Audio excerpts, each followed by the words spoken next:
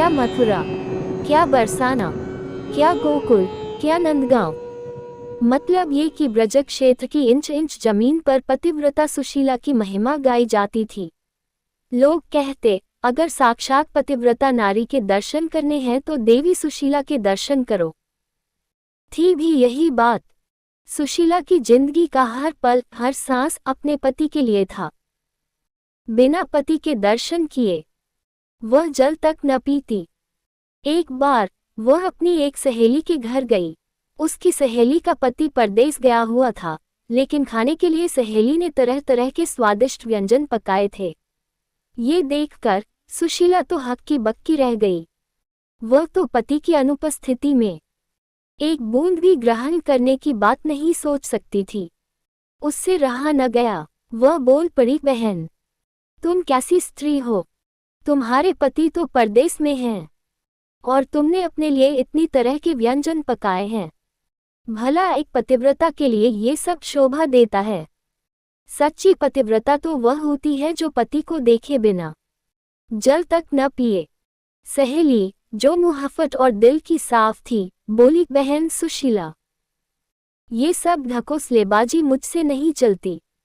अगर मैं अपने पति के बाहर होने पर भी अच्छा खाना खाती हूँ तो इसका मतलब ये तो नहीं कि मैं उन्हें नहीं चाहती। मैं जैसी खुश उनके सामने रहती हूँ वैसी ही उनके पीछे भी। और अगर कोई मुझ पर उंगली उठाने पर तुला हो तो मैं उसे रोक नहीं सकती। सुशीला जल भून गई। वह बोली, ये सब ठीक है, लेकिन तुम पतिव्रता नहीं हो। पतिव्रता स्त्री के लिए शास्त्रों में लिखा है कि पति की गैरहाजिरी में वह जल तक न पिए। सहेली ने करारा जवाब दिया, ऐसे शास्त्र मेरे ठेंगे से। बात बढ़ गई। सुशीला तुनक कर अपने घर लौट आई। घर जाकर उसने सारा किस्सा अपने पति को बताया। पति, जो सुशीला की निष्काम भक्ति से प्रभावित था, मन ही मन सोचने लगा, ये सब ढोंग है। क्या कोई स्त्री बिना अन्न पानी के पति के बिना महीनों जीवित रह सकती है? और उसने सुशीला की परीक्षा लेने का विचार बना लिया। फिर कई दिनों तक सुशीला को तरह तरह से कसौटी पर कसा गया। कभी स्नान देर से होता, कभी पति खेत से दोपहर ढले लौटता, लेकिन सुशीला अपने पतिव्रत धर्म पर अडिग रही। एक दिन पति ने कहा, आज मेरा मन खीर और पुआ खाने का हो रहा है, खूब इलायची गरी डालकर बनाओ। सुशीला ने मन लगाकर खीर और पुए बनाए।